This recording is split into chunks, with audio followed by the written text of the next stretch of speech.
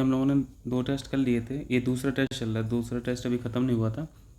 हम लोगों ने 90 क्वेश्चन कर लिए थे इसके, ठीक है। तो 30-30 क्वेश्चन के सेक्शन में क्वेश्चन हम लोग सोल्यूशन कर रहे हैं इनका, ठीक। तो आज हम लोग 91 से 120 कर लेंगे, ठीक है। आइए PDF पे चलते हैं। देखिए 91, देखिए 90 तक तो हो गए थे। 91 में लिखा है कि skull international Asia area, skull international Asia area Congress के संदर्भ में बताना है हम लोगों को, ठीक। ये इसके बारे में थोड़ा सा जान लीजिए। एक संगठन है UNWTO, वर्ल्ड टूरिज्म ऑर्गेनाइजेशन, आप लोग जानते हैं इनके बारे में। इनका एक अटैच्ड ये मेंबर की तरह काम करता है, ठीक है। SIA है। तो UNWTO का जो एक अटैच्ड ऑफिस है या अटैच्ड मेंबर है, कुछ भी कह लो इसको, ये SIA है। इनका ही कांग्रेस या फिर इनका ही कॉन्फ्रेंस होने वाला है, वो जम्मू कश्मीर में होगा। पहला पॉइंट ये लिखा है, तो ये ठीक है, ये जम्मू कश्मीर में इन लोगों ने इस बार जम्मू कश्मीर को चूज़ किया। दूसरा पॉइंट ये है कि इसका हेडक्वार्टर जो है, हेडक्वार्टर स्पेन में है, तो इनका हेडक्वार्टर भी स्पेन में है, ठीक है। तो इसके दोनों कथन सही हैं, तो इसका आंसर सी हो जाएगा। क्वेश्चन नंबर 92 देखिए। 2020 का नोबेल शांति पुरस्कार, नोबेल पीस पुरस्कार की बात कर रहे हैं। नोबेल पीस प्राइज़ इस बार किसको मिला है, यानी 2020 में किसको मिला है? ये विश्व खाद्य कार्यक्रम को मिला है, वर्ल्ड फूड प्रोग्राम, ठीक है। वर्ल्ड फूड प्रोग्राम, इन्होंने भुखमरी के लिए जो भी इंटरनेशनल लेवल पर प्रयास होते हैं वो ठीक ठाक किए हैं इस बार, तो इस वजह से इनको चुना गया इस प्राइज़ के लिए। तो इसका आंसर क्या हो गया? बी हो गया। इससे भुखमरी से याद आया कि एक जो 17 अपने SDG हैं, सस्टेनेबल डेवलपमेंट गोल्स हैं, उसमें भी एक भुखमरी का टारगेट है ना, भुखमरी को कम करना है 2030 तक। तो वो टारगेट कौन से नंबर का है? 17वें नंबर में भुखमरी वाला, जीरो हंगर जिसमें है। जीरो हंगर एक SDG है ना, तो वो जीरो हंगर वो कौन सा सीरियल नंबर, ये पूछा जाता है, क्वेश्चन पूछते हैं। तो आप वो 17 गोल को देखते रहिएगा, ठीक है। जीरो हंगर जो है वो सीरियल नंबर 2 पे है। मैं इमेज डाला हूँ, इसको आप देख लीजिए जल्दी से। देखो पहला ये नो पॉवर्टी का है, ठीक है। दूसरा जो है वो जीरो हंगर का है। थोड़ी सी इमेज धुतली है पर मैं कोई नहीं, मैं बोल दे रहा हूँ। दूसरा नंबर जो जीरो हंगर का है, ठीक। तो याद रखा ना, ये सीरियल नंबर 2 है। चलिए वापस क्वेश्चन पे चलते हैं। तो इसका आंसर हो गया विश्व खाद्य कार्यक्रम। ये जो पहला ऑप्शन लिखा है ना, अभी अहमद अली, इनको 2019 का मिला था। ये इथोपिया की प्राइम मिनिस्टर थे, ठीक है। चलिए 93 करते हैं। Migration and development brief report निम्नलिखित में से किसके द्वारा प्रकाशित की जाती है? तो रिपोर्ट से आपको थोड़ा सा अंदाज़ा लग रहा है, इसके नाम से अंदाज़ा लग रहा है कि एक तो रिपोर्ट में जो इनका डिटेल्स रहता होगा, डेटा रहता है, वो माइग्रेशन पर रहता होगा, और दूसरा डिटेल्स जो रहता है वो डेवलपमेंट पर रहता है, ठीक है। माइग्रेशन में जैसे ये हर साल में 2 बार रिपोर्ट आती है, ठीक है, 6-6 महीने पे आती है। तो 6 महीने में ये देखेंगे कि माइग्रेशन कहाँ से कितना हुआ, ठीक है, किस देश से किस देश में ज़्यादा गए हैं या किस देश से किस देश में ज़्यादा आए हैं, यानी इमिग्रेंट और इमिग्रेंट, यानी आने वाले लोग कितने हैं, जाने वाले लोग हैं कितने हैं, ठीक है। ये सब चीज़ें देखी जाएंगी इसमें 6 महीने के अंतराल में। और डेवलपमेंट में इसमें मनी फ्लो देखते हैं, मनी फ्लो कि किस देश में कितना वित्त प्रवाह हुआ है, ठीक।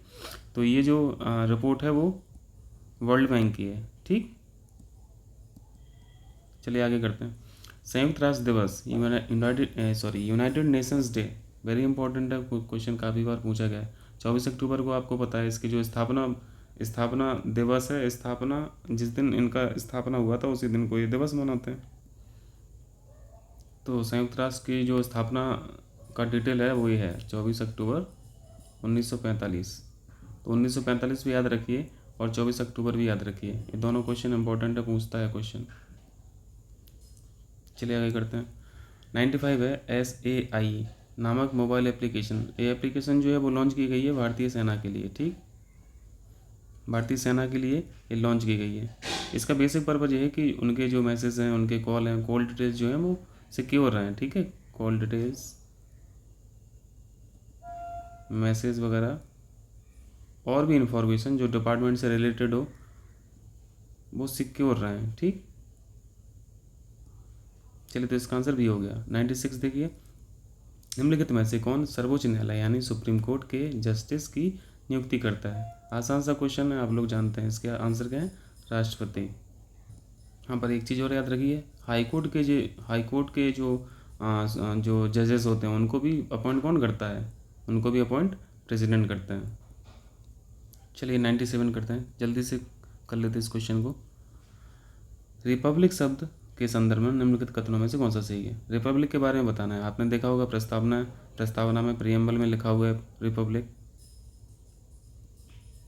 इसका मतलब क्या है? इसका मतलब ये है कि किसी भी देश का जो हेड ऑफ द स्टेट होता है, हेड ऑफ स्टेट, यदि वो वंशानुगत है तो फिर वो रिपब्लिक नहीं है। यदि इलेक्शन के थ्रू आ रहा है, अब इलेक्शन चाहे डायरेक्ट हो चाहे इनडायरेक्ट हो, ठीक है, वो इशू नहीं है। अगर हेड ऑफ द स्टेट या राष्ट्र अध्यक्ष जो हैं वो थ्रू इलेक्शन आ रहे हैं तो वो चीज़ होती है रिपब्लिक, ठीक है। मतलब यहाँ पे जो राजा हैं, जो राष्ट्र अध्यक्ष हैं, वो वंशानुगत नहीं है, थ्रू इलेक्शन आ रहा है। क्लियर? तो पहला पॉइंट यही लिखा है, यह इंगित करता है कि भारत का एक निर्वाचित इलेक्टेड प्रमुख होता है जिसे प्रधानमंत्री कहते हैं। ये गलत है, प्रधानमंत्री तो नहीं कहते हैं यहाँ पे, तो हम लोग प्रेसिडेंट कहते हैं इनको। हेड ऑफ द स्टेट जो है वो प्रेसिडेंट है। देखिए दो चीज़ें होती हैं, हेड ऑफ द स्टेट और head of the government. Head of the state यहाँ पे कौन है?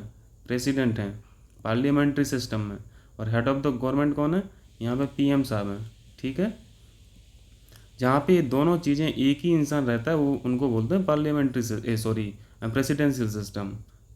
तो जैसे आप यूएसए का एग्जांपल लें तो अभी जैसे डोनाल्ड ट्रम्प की बात करें, डोनाल्ड ट्रम्प साहब क्या थे? हेड ऑफ द स्टेट भी हैं और हेड ऑफ द गवर्नमेंट थे, दोनों थे, ठीक है। अब जो बाइडन आ गए तो वो भी हेड ऑफ द स्टेट है और हेड ऑफ द गवर्नमेंट है, इसलिए वहाँ पे प्रेसिडेंशियल सिस्टम है, ना कि पार्लियामेंट्री सिस्टम। पार्लियामेंट्री सिस्टम में ये चीज़ होती है, अलग अलग होते हैं दोनों। दूसरा पॉइंट है, इसका भी बड़ा यह है कि राजनीतिक संप्रभुता यानी पॉलिटिकल सोवरेनिटी की बात कर रहे हैं। पॉलिटिकल सोवरेनिटी जनता में नहीं थे, किसी एक व्यक्ति में नहीं है। बिल्कुल सही बात है।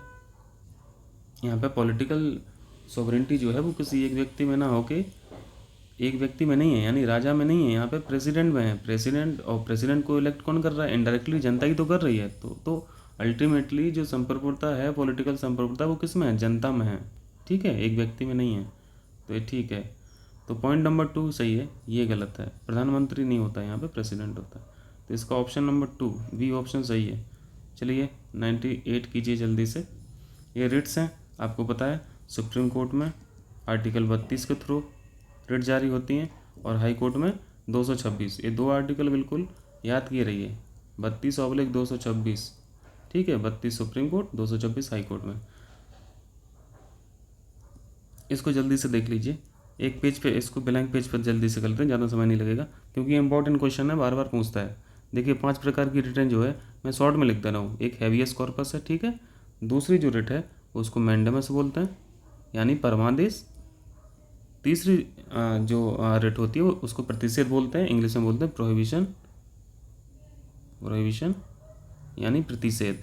हिंदी में भी लिख दूँ, प्रतिषेध, परमादेश। चौथी जो रिट होती है उसको बोलते हैं उत्प्रेषण यानी सर्सियोररी, ठीक है। और 5वीं जो रिट है उसे बोलते हैं क्यू वारंटो यानी अधिकार परीक्षा।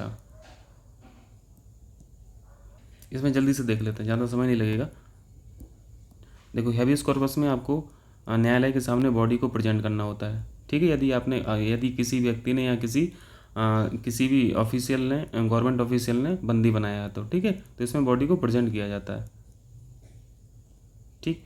दूसरा जो मैंडेमस है, मैंडेमस में जो कोर्ट्स होती हैं, हायर कोर्ट हो या लोअर कोर्ट हो, कोर्ट जो होती हैं वो सरकारी जो ऑफिशियल हैं या फिर लोक अधिकारी हैं इनको ये जारी किया जाता है ताकि वो अपनी ऑफिशियल ड्यूटी को निभा सकें। या फिर ये कह लो कि ऑफिशियल ड्यूटी यदि वो लोग नहीं करते हैं, अपना कर्तव्य का निर्वहन ठीक से नहीं करते हैं, तब रिट को जारी किया जाता है।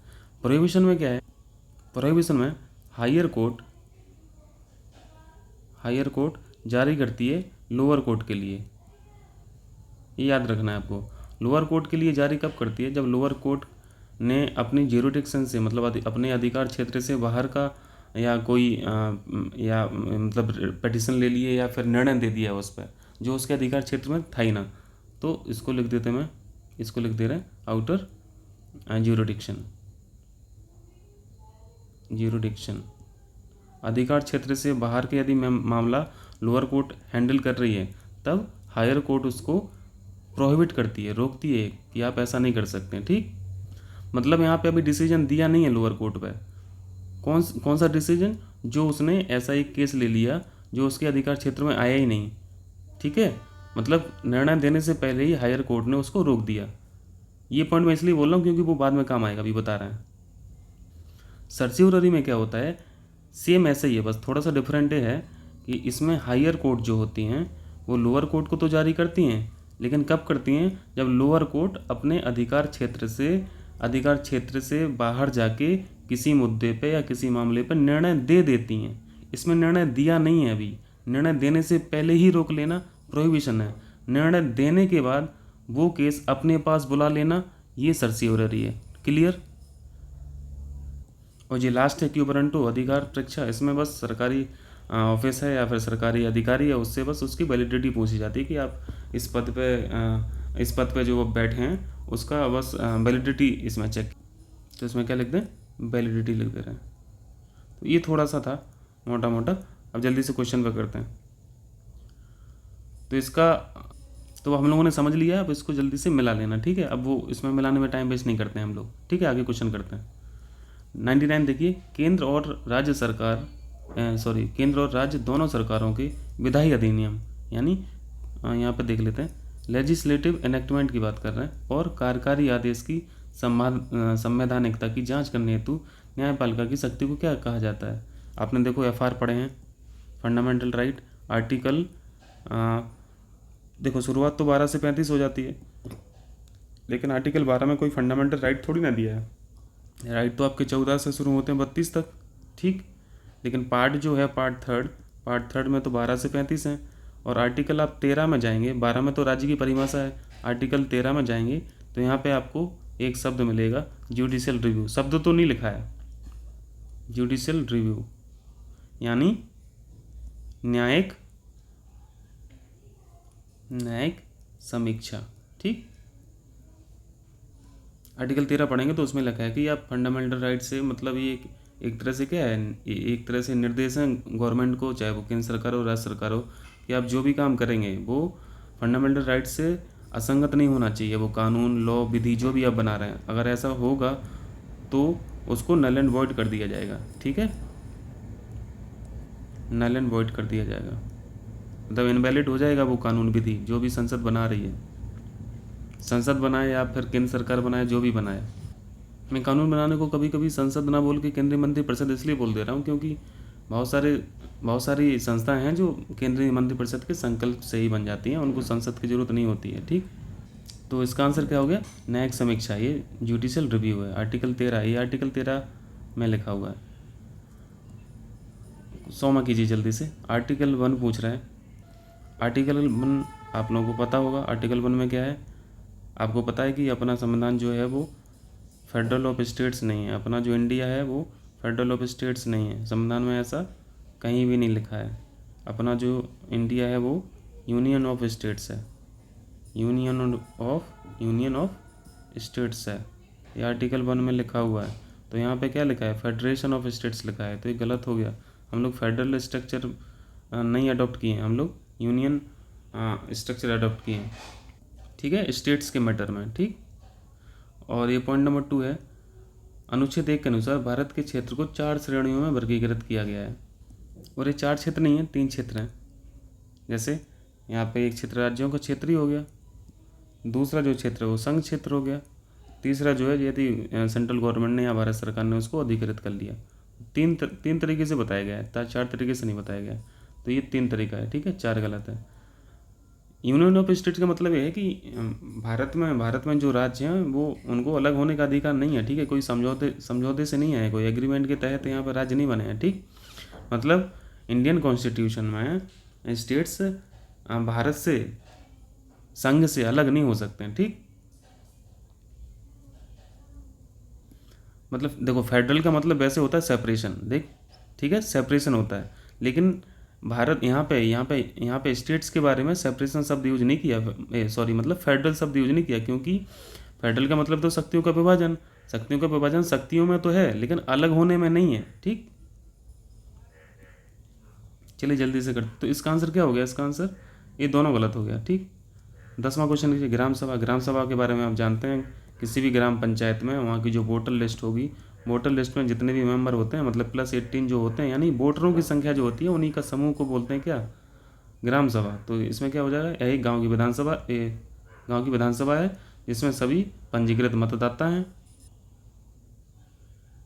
विधानसभा से वो मत समझ लेना राज्य की विधानसभा, यहाँ पे बस एक असेंबली की बात हो रही है। देखो इंग्लिश पढ़िए, इंग्लिश में विलेज असेंबली लिखा है, देखो विलेज असेंबली। तो इसका आंसर ए हो गया। चलिए 102 कीजिए जल्दी से।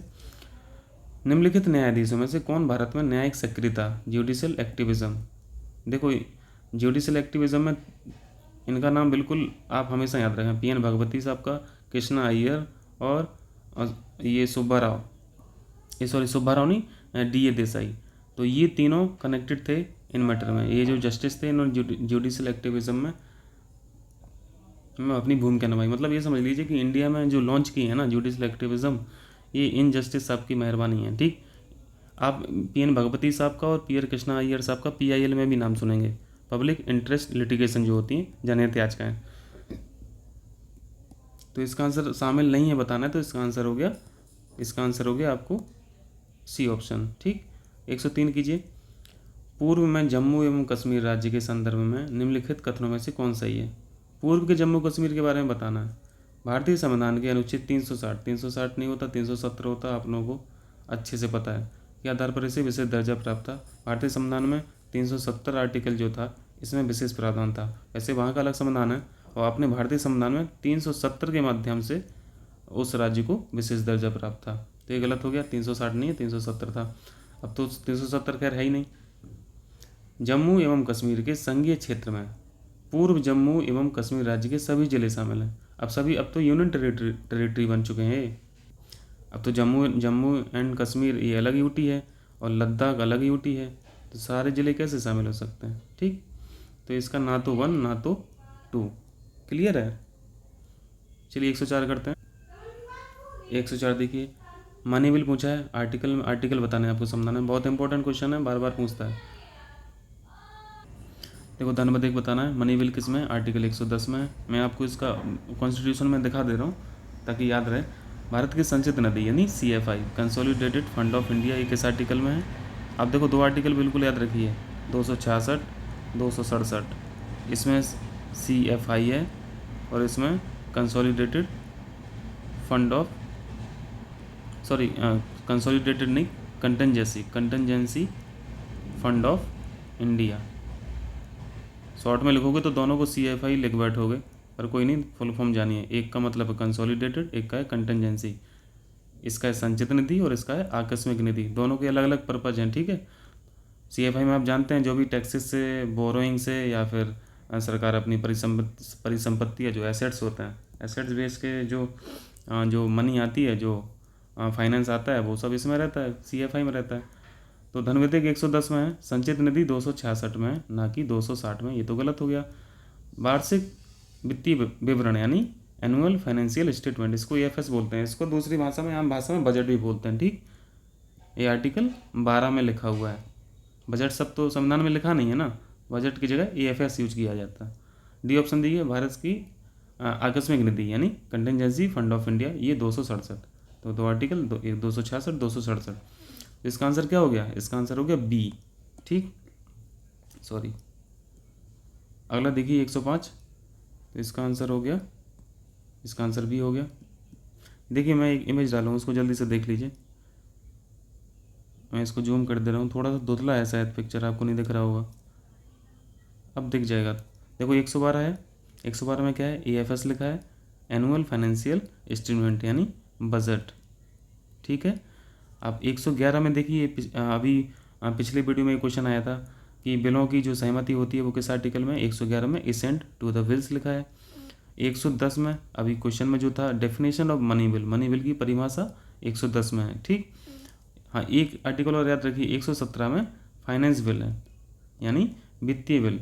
वित्तीय बिल और मनी बिल अलग अलग होते हैं, वो किसी क्वेश्चन में आएगा तो डिस्कस कर लेंगे। चलिए वापस चलते हैं। 106 करना है ना, नहीं 105। 105 देखिए, किस श्रेणी के तहत जनहित याचिका पर विचार नहीं किया जाता है। जनहित याचिका का जो कॉन्सेप्ट था वो कौन लाया था, आपको पता है, आपने अभी क्वेश्चन देखा था, PN भगवती साहब और अय्यर साहब। ठीक, तो इसमें क्वेश्चन में पूछा है कि PIL जो है वो किस श्रेणी में नहीं दी जाती है। तो देखिए, जिन श्रेणी में नहीं दी जाती है वो आप 2-3 चीज़ें याद रखिए, जैसे सर्विस मैटर होते हैं, यानी जो सेवा मामले होते हैं, पेंशन वगैरह जो होती हैं, ग्रेचुइटी वगैरह होती हैं, या फिर मेडिकल से रिलेटेड मैटर्स हों, या फिर आपके मकान मालिक किराया भाड़ा, ये सब चीज़ें वो PIL के दायरे में नहीं आती हैं। ठीक है, PIL का दायरा खैर बहुत बड़ा है, पर कुछ चीज़ें नहीं आती हैं, तो आपको याद रखना है ये सब आता है। दंगा पीड़ितों की याचिकाएँ, बिल्कुल पारिवारिक पेंशन आ रही हैं, उपेक्षित बच्चों की जो समस्या है वो, मकान वाले के किराएदार, ये वाला पॉइंट सही है, मतलब ये PIL के दायरे में नहीं आता। ठीक है, आगे करिए जल्दी से। 106 देखिए, हाल ही में समाचार में रहा राय-चौधरी समीकरण, जस्ट फैक्ट है, याद रखिए, टेक्निकल है, ये फिजिसिस्ट थे, भौतिक शास्त्री थे, और उन्होंने काम किया था सामान्य सापेक्षता का सिद्धांत। इन्होंने जैसे आप एक प्रिंसिपल आप जान रहे हो, जो यूनिवर्सल लॉ है, यूनिवर्सल लॉ ग्रेविटेशन का, आप जानते हैं कि हर चीज़ को अर्थ क्या है, पुल करती है। या फिर ऐसे कह लीजिए, दो मैटर हैं जिसमें अगर इसमें एनर्जी और मास है तो ये एक दूसरे को अट्रैक्ट करते हैं। ठीक है, पर इन्होंने रायचौधरी साहब ने ये बताया कि जैसे कोई मैटर है, मैं थोड़ी पेन कर लूँ, जैसे कोई मैटर है तो इस मैटर के आसपास के जो बिट्स हैं वो कैसे वर्क करती हैं। ठीक है, इस मैटर को कैसे अफेक्ट करती हैं, या फिर इन बिट्स का मोशन कैसे रहता है। ठीक है, मतलब ये मिलता जुलता प्रिंसिपल किससे है, जो एक रिलेटिविटी का प्रिंसिपल था न्यूटन साहब का। तो बहुत ज़्यादा इसमें सीखने की जरूरत नहीं है, बस याद रखिए, न्यूज में था इसलिए पूछ लेगा, तो आप याद रखिए सामान्य सापेक्षता का सिद्धांत। 107 देखिए, हाल ही में चर्चित शिवालिक हाथी रिजर्व, वेरी इंपॉर्टेंट, हाथी रिजर्व से याद आया कि प्रोजेक्ट एलिफेंट कब था, 1992 में लॉन्च हुआ था। ठीक है, भारत के निम्नलिखित में से किस राज्य में स्थित है शिवालिक हाथी रिजर्व, ऑब्वियसली उत्तराखंड में। न्यूज में इसलिए रहा क्योंकि इस एरिया में एक एक्सटेंशन है हवाई अड्डे का, सेंट्रल गवर्नमेंट ने उत्तराखंड सरकार को एक्चुअली क्या है, उत्तराखंड सरकार देहरादून के पास में एक हवाई अड्डा है, जॉली ग्रांट हवाई अड्डा, उसको एक्सटेंड करने की ये प्लान कर रहे हैं, कौन, उत्तराखंड सरकार। लेकिन भारत सरकार ने एक नोटिस भेजा था कि आप एक्सटेंड कर लो, लेकिन एक्सटेंशन में ये वाला दायरा नहीं आना चाहिए। शिवालिक हाथी रिजर्व का जो कुछ हिस्सा आ रहा था, आप उस हिस्सों को छोड़ दीजिए, बाकी काम कर लीजिए, ताकि इन्वायरमेंटल इशू है ना, तो पर्यावरण वन जलवायु परिवर्तन मंत्रालय जो है वो एक्टिव हो गया, तो फिर तो वो अपनी गाइडलाइंस जारी करेगा ही। तो इसका आंसर याद रखिए, उत्तराखंड में है। 108 देखिए, भारत में कौन सी राज्य सरकार स्मार्ट ब्लैक बोर्ड, इसको आप डिजिटल बोर्ड की तरह समझ लीजिए। ठीक है, अब जो प्राइमरी स्कूल में या फिर सामान्य स्कूल में जो बोर्ड रहते हैं, ब्लैक बोर्ड, या फिर आजकल तो ग्रीन बोर्ड भी चल रहे हैं, तो उनकी जगह डिजिटल बोर्ड, बहुत अच्छा इनिशिएटिव है तमिलनाडु सरकार का। उत्तर प्रदेश में इस तरह का इनिशिएटिव आ जाए तो मुझे नहीं लगता है कि वो सक्सेसफुल हो जाएगा, क्योंकि यहाँ पे तो ताला तोड़ के अंदर ही बीड़ी वगैरह और सिगरेट फूंकते हैं, और वहीं पे पान मसाला चलता है, और वोट खींच खांच के ले जाएंगे, सब अपना बेच बाच देंगे। खैर यूपी में भी ठीक हो जाएगा, पर उसके लिए एक इंफ्रा होना चाहिए ना उस स्तर का, जो तमिलनाडु में एक स्तर होगा, उत्तर प्रदेश में तो नहीं है। उत्तर प्रदेश तो नहीं सोच सकती है, खैर इस इनिशिएटिव को आज के दिन तो नहीं सोच सकती है, तो इसका आंसर तमिलनाडु हो गया। चलिए 109 देखिए, निम्नलिखित में से किसी अंतर्राष्ट्रीय स्तर मतलब ILO इंटरनेशनल लेबर ऑर्गेनाइजेशन के शासी निकाय का अध्यक्ष चुना गया। इसका एक ब्रांच होगी या फिर इसका एक शाखा होगी शासी निकाय, जैसे गवर्नमेंट बॉडी बोल रहे हैं इंग्लिश में, गवर्नमेंट बॉडी। इसके जो अभी जो चीफ अध्यक्ष जो चुना गया वो कौन है, अपूर्वा चंद्रा है, IAS ऑफिसर है, इंडियन है, न्यूज में इसलिए है क्योंकि इंडियन है, और ये बहुत इंपॉर्टेंट पद होता है इस ILO संस्था का, तो इम्पोर्टेंट है, याद रखिए अपूर्व चंद्रा। 110 जोजिला सुरंग, वेरी इंपॉर्टेंट। जोजिला सुरंग किस किस को मिलाती है, ये इंपॉर्टेंट है। उसकी लंबाई कितनी है, लंबाई भी आजकल पूछ रहे हैं BPCS, लंबाई कितनी है ये भी जानना है आपको। तो जोजिला सुरंग जो है, हम आपको इसको फिगर दिखा दे रहे हैं, पहले तो इसका आंसर जान लीजिए, 14.15 14.15 किलोमीटर, बहुत लंबी सुरंग है और ये बहुत एडवांस टाइप की सुरंग है। आप देखिए इसकी प्रॉपर इसकी विशेषताएं देखिए थोड़ा, तो आपको समझ में आएगा। मैं यहाँ पे फिगर डाला हूँ, ये देखिए पहले कहाँ कहाँ से जोड़ रही है, किस किस को जोड़ रही है, ये पहले जान लीजिए। यहाँ पे देखिए श्रीनगर को लेह को जोड़ रही है, श्रीनगर को लेह से जोड़ रही है। ये जो पूरी डिस्टेंस है कितना है, लगभग अभी कितना पड़े, 14 पॉइंट इतना पड़े ना, ठीक है। अब आइए इसकी विशेषताएं जो है वो जल्दी से देख लेते हैं। कहाँ गया, हाँ ठीक, देखिए यहाँ पे वेंटिलेशन सेक्शन की बात की गई है। इमरजेंसी टेलीकम्युनिकेशन, मतलब ऐसा नहीं कि आप टनल में अंदर घुसे हो तो वहाँ पे नेटवर्क ही ब्लॉक हो गया, नहीं, नेटवर्क ब्लॉक नहीं होगा। एडवांस टेलीकम्युनिकेशन सिस्टम टेक यहाँ पे यूज की गई हैं, ठीक है। और यहाँ पे पैरेलल स्किप टनल है। पैरेलल स्किप टनल का मतलब यहाँ पे आने और जाने का दोनों रोड है, अंदर टनल के अंदर आने जाने का है। मतलब ऐसा नहीं है कि आप एक ही तरफ से जा रहे हैं पर जब इस तरफ ये निकल जाएंगे वाहन तब उस तरफ से आ पाएंगे, ऐसा नहीं, पैरेलल है, जिसको बोलते हैं Y directional road, Y directional road, sorry, Y directional road, ठीक है। चलिए इतना बहुत है, हम लोग आगे करते हैं जल्दी से, नहीं तो समय लग जाएगा ज़्यादा। तो इसका आंसर क्या हो गया, सी हो गया।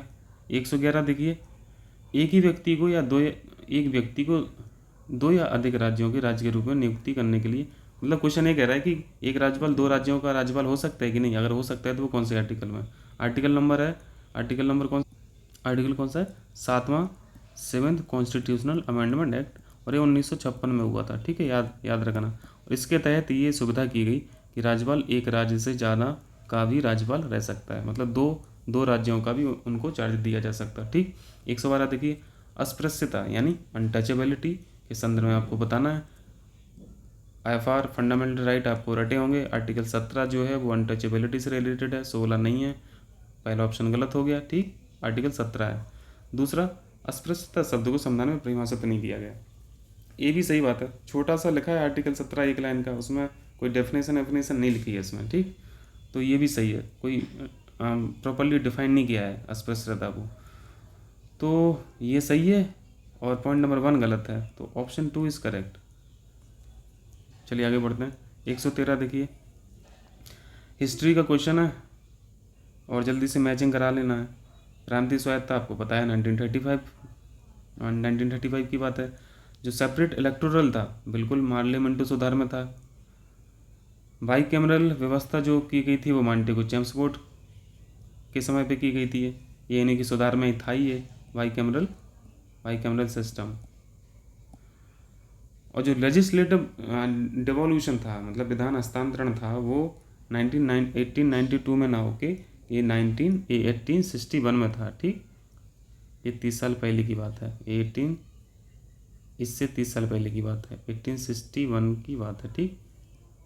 तो इसका आंसर भी हो गया क्योंकि गलत सम्मिलित करना है और ये यहाँ पे 1892 में दिया, मतलब मैचिंग वाला क्वेश्चन है, बस थोड़ा सा देख लेना, वैसे हो जाते हैं क्वेश्चन।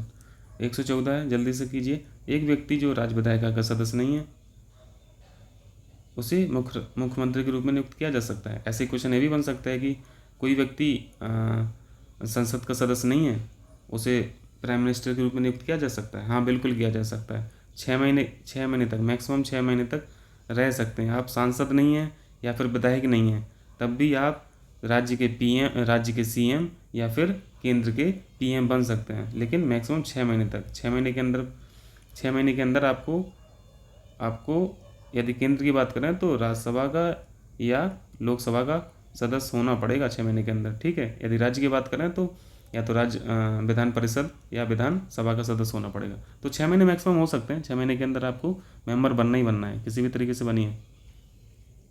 115 देखिए, निदेशक तत्व यानी ये DPSP की बात कर रहे हैं, directive principle of state policy जो है राज्य के नीति निर्देशक तत्व, part number 4 polity, Indian polity, point number 1 देखिए, यह संवैधानिक निर्देश या विधायिका, कार्यपालिका और प्रशासनिक मामलों के राज्यों के लिए सिफारिश करता है। सॉरी मैं इंग्लिश की तरफ लिख देता हूँ, तो हो सकता इंग्लिश मीडियम के बच्चे यदि देखें इन फ्यूचर तो उनको प्रॉब्लम हो सकती है। चलिए मैं यहाँ पर नहीं लिखूँगा, थोड़ा सा नीचे कर दूँगा। तो पढ़िए क्वेश्चन, ये बिल्कुल सही पॉइंट है क्योंकि आपको पता है कि जो डीपीएसपी होते हैं ये इन्फोर्सेबल नहीं है, इन्फोर्सेबल बाय द कोर्ट नहीं है, मतलब आप कोर्ट में जाके चैलेंज नहीं कर सकते हैं, ठीक है। डीपीएसपी को, डीपीएसपी में जितने भी आर्टिकल हैं 36 से लेके 51 ये नॉन इन्फोर्सेबल हैं, ठीक। पॉइंट नंबर 2 पढ़िए, भारत शासन अधिनियम 1935 में उल्लिखित अनुदेशों के समान है। 1935 के शासन अधिनियम को पढ़ोगे ना तो ऐसे ही निर्देश जो है ना, ऐसे ही डायरेक्शन वहाँ के जब वो गवर्नर जनरल हुआ करते थे उनको भी दिया जाता था, तो ये उनसे मिलते जुलते हैं, तो ये पॉइंट सही है और ये पॉइंट भी सही है, मतलब इसका आंसर दोनों सही है। डीपीएसपी का समझिए नॉन इन्फोर्सिएबल है, ठीक। इनको क्या बोलते हैं हिंदी में, ये कह लो कोई प्रवर्तनीय नहीं है, मतलब कोर्ट उनको इन्फोर्स नहीं करा सकती गवर्नमेंट में। आप जैसे मैं एक एग्जांपल दूँ, आर्टिकल 48 में जाइए, आर्टिकल 48 में स्लॉटर ऑफ काउस और उनके जो काप्स हैं उनको रोकने के लिए बात की गई है ना, लेकिन आपको पता है कि राज्य इनको रोक पा रहा है, नहीं रोक पा रहे हैं, धड़ल्ले से हत्या हो रही है, उनका मीट सप्लाई हो रहा है बहुत से राज्यों में, लेकिन स्टेट नहीं कर रही हैं। आप कोर्ट में नहीं जा सकते हो कि फलाना राज्य काऊ का हत्या कर रहा है, आप रोक लगाइए, तो कोर्ट बोल देगा भाई ये हम नहीं कर सकते, ये राज्य का मामला है, स्टेट का मामला है, ठीक है। जैसे 47 की बात करें तो 47 ने मद्य निषेध की बात की है, विस्की, रम, दारू ये सब तो सब धड़ल्ले से बिक ही रहा है ना, उसमें लिखा है कि मद्य निषेध का रोकने का प्रयास करेगा राज्य, लेकिन नहीं रोक रहा है क्योंकि उनका रनिंग इतना ज़्यादा है, रेवेन्यू इतना जनरेट होता है इससे, तो नहीं रोक रहा है। तो आप 47 के बिहाफ पे आप जा नहीं सकते हो कोर्ट में कि हाँ साहब ये स्टेट दारू बंद नहीं कर रही बेचना, इसको बंद करा दीजिए, तो वहाँ जज साहब भी आपसे बोल देंगे साहब ये हमारा काम नहीं है, आप जाएँ यहाँ से, ये स्टेट का काम है, वो अपना हिसाब से करेगी, क्योंकि ये डीपीएसपी में आता है, फंडामेंटल राइट थोड़ी ना है। चलिए 116 कीजिए जल्दी। Master of the roster, roster का मतलब समझ लो, रोस्टर जैसे आप यदि गवर्नमेंट ऑफिशियल हैं तो आपको अभी जो कोरोना टाइम में रोस्टर के हिसाब से आपको ड्यूटी करनी पड़ रही होगी। रोस्टर में मतलब काम को तय कर देते हैं और समय भी तय कर देते हैं, जैसे ऑल्टरनेट डे की ड्यूटी लग रही है, एक दिन आओ एक दिन नहीं आओ, एक दिन आओ एक दिन नहीं आओ, और काम भी तय कर दिया जाता है कि आपको ये वाला काम करना है, आपको ये वाला काम करना है। लेकिन यहाँ पे आप जुडिशियल में देखें मास्टर ऑफ द रोस्टर, तो ये सीजीआई का काम होता है, चीफ जस्टिस ऑफ इंडिया। अब इनका यहाँ पे अप्लाई करोगे, जो अभी हमने एग्जांपल दिया, तो ये क्या काम करेंगे, ये पीठ बनाएंगे, पीठ में कौन कौन से जज होंगे ये सब ये डिसाइड करेंगे, तो यही तो रोस्टर है, कौन से पीठ में कौन जज होंगे, कौन सा पीठ कौन से नेचर के केसेस सुनेंगी, ठीक है। इस तरह का जो काम होता है वो उनको रोस्टर बोलते हैं, तो ये काम सीजीआई का होता है, तो ये सही है। भारत के मुख्य न्यायाधीश का पर महाभियोग केवल संसद के निचले सदन नहीं, आप किसी भी हाउस में, चाहे अपर हाउस हो चाहे लोअर हाउस हो, किसी में भी पहले शुरू किया जा सकता। तो पॉइंट नंबर 2 गलत है, answer option number A is correct. चलिए 117 देखिए, ये ट्रिब्यूनल्स हैं, ट्रिब्यूनल्स आप जानते हो ये क्वासी जुडिशियल बॉडी होती हैं, ठीक है, अर्ध न्यायिक बॉडी, इनके बारे में आप जानते हैं। अर्ध न्यायिक का बॉडी का मतलब है कि इनका काम का नेचर तो जुडिशियल होता है, इनका काम का जो नेचर है वो जुडिशियल होता है, न्यायिक होता है, लेकिन काम करने वाले लोग जो हैं वो जुडिशियल अधिकारी नहीं होते हैं, वो नॉर्मल एक प्रशासनिक अधिकारी होते हैं, आईएएस अधिकारी हो सकते हैं, और भी बस जुडिशियल अधिकारी नहीं होगा, ठीक, लाइक जज और जस्टिस नहीं होगा, पर ये जो संस्थाएं काम करती हैं वो उनका जो नेचर है वो जुडिशियल होता है। तो इस तरह का जो काम होता है जिन बॉडियों को, उनको बोलते हैं क्वासी जुडिशियल बॉडी। काम करने वाले लोग जुडिशियल ना हो लेकिन काम जुडिशियल हो तो वो क्वासी जुडिशियल बॉडी। तो जल्दी से मैच करा लीजिए इनको। तो देखो ये नर्मदा जल विवाद इंपॉर्टेंट है, पूछता है, कई बार पूछा है क्वेश्चन में, ईयर ही पूछ लिया है, ये सही है। रावी व्यास ये भी सही है, और महानदी जल विवाद ये भी सही है। ये जो है ना वो अनमेच्ड है, ये 2010 का है, ठीक, तो इसको याद रखें। सुमेलित नहीं है बताना है तो ये गलत मैच्ड है। 118 देखिए, जनजातीय कल्याण मंत्री होने का प्रावधान निम्नलिखित में किस राज्य में लागू नहीं होता। जहाँ पे जनजातीय होगा नहीं वहाँ पे मंत्री होने का क्या मतलब है। तो ऐसे बहुत से राज्य हैं जहाँ पे इस तरह का नहीं है, या तो या शेड्यूल्ड एरिया ही नहीं है, अनुसूचित क्षेत्र नहीं है, या फिर शेड्यूल्ड ट्राइब का कोई समुदाय नहीं है, ठीक। तो ऐसा बिहार में है, बिहार में लागू नहीं है। इनका तो कॉन्स्टिट्यूशन में ही प्रोविज़न है कि यहाँ पे होगा ही होगा, क्योंकि यहाँ पे हैं। 119 देखिए, ये फिर से डीपीएसपी का क्वेश्चन आ गया। डीपीएसपी राज्य के नीति निदेशक तत्व आवेदन के लिए राज्य के अधिकारियों पर एक नैतिक दायित्व लागू करते हैं। इंग्लिश में दिक्कत हो रही, इंग्लिश में पढ़ लो, हिंदी में दिक्कत हो रही, इंग्लिश में पढ़ लो, sorry. Directive principles imposes a moral obligation on the state. अब समझ में आ रहा, मतलब डायरेक्टिव प्रिंसिपल जो हैं वो स्टेट के ऊपर बाध्यकारी नहीं है, वो उनकी मोरल ड्यूटी है, नैतिक मूल्य हैं। अगर मतलब नैतिक मूल्य की तरह वो काम करते हैं। मतलब इसका मतलब ये है कि ये राज्यों की मर्जी है कि वो आर्टिकल 36 से 51 पे काम करें या ना करें। आप उनको बाध्य नहीं कर सकते, आप कोर्ट में जाके इन्फोर्स नहीं करा सकते, ठीक। ये मोरल ड्यूटी है, मोरल ऑब्लिगेशन है। तो पहला पॉइंट सही है, बिल्कुल ये मोरल है। दूसरा पॉइंट है, यह तत्व देश के शासन में मूलभूत हैं। मूलभूत तो रहेंगे ना भाई शासन में।